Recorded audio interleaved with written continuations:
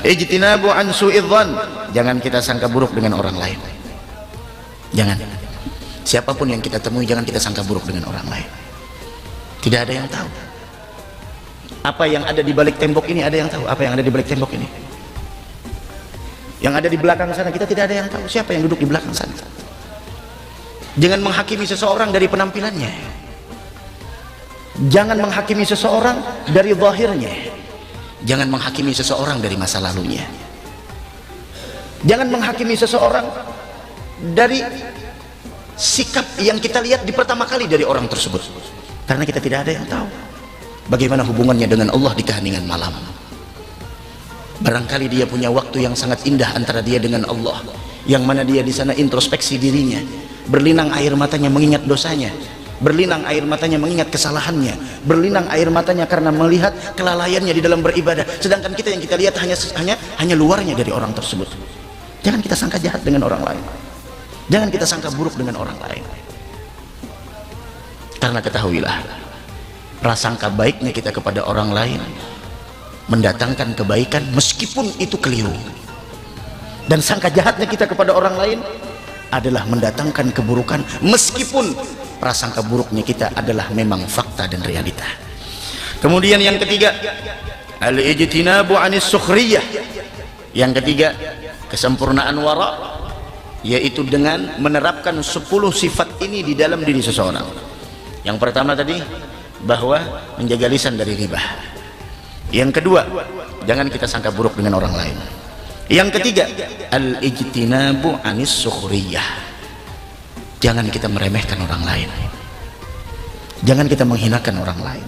Al-Imam Hasanul Basri rahmatullahi ta'ala alaih, ketika beliau bertemu dengan pelaku maksiat, maka pelaku maksiat tersebut bertanya kepada Al-Imam Hasanul Basri, "Ya Imam, apakah kiranya mampu Allah menjadikanku seperti engkau?" Artinya dia yang pelaku maksiat, apakah Allah mampu merubah kehidupannya sehingga menjadi orang yang seperti Al-Imam Hasanul Basri, ahli ibadah, ahli ta'ah, ahli iqbal ala Allah? Apa kata Imam Hasanul Basri? "Na'am, Allah mampu menjadikanmu sepertiku." Kemudian orang tersebut kembali bertanya, "Ya Imam, apakah Allah mampu menjadikanmu sepertiku? Apakah Allah mampu menjadikan engkau yang ahli ibadah berubah menjadi ahli maksiyah?"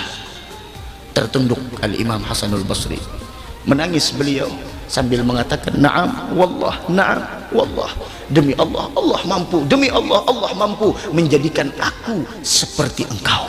Dan itulah pertanyaan yang membuat Al-Imam Hasanul Basri menangis. Saat ini kita alhamdulillah berada di masjid, jangan kita hinakan orang yang ada di luar masjid.